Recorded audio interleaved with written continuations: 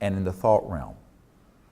And for that reason, those civilizations that are interstellar are very, very familiar with what we would call remote viewing, the ability to have the mind awaken into this field of consciousness that's non-local and see other points in space or time, but also other beings and other worlds.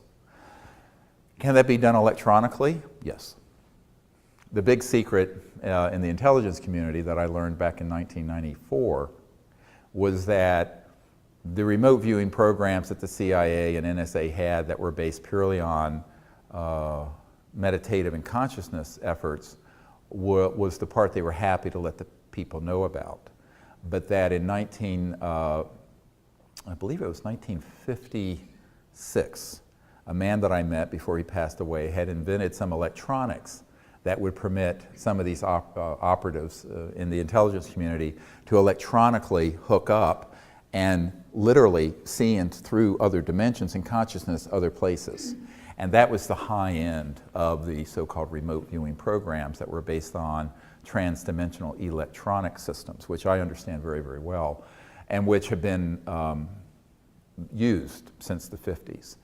So if we have that in our classified programs, I'm quite sure that an interstellar civilization has things that would be generation 100 of that.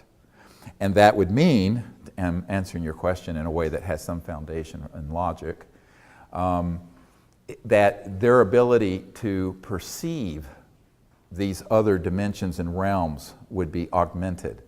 Now, that is limited by the level of consciousness of the perceiver.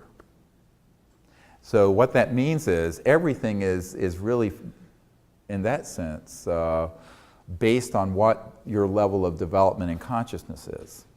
So if you have developed the ability to be in a state of transcendent cosmic awareness, you can perceive a certain amount beyond space and time. If you've gotten to the point that you can see the finest aspects of that, what in the Vedas are called celestial perception, you're going to be able to sense that. If you can see beyond that, then you're in this what's called the state of unity consciousness, and it goes on.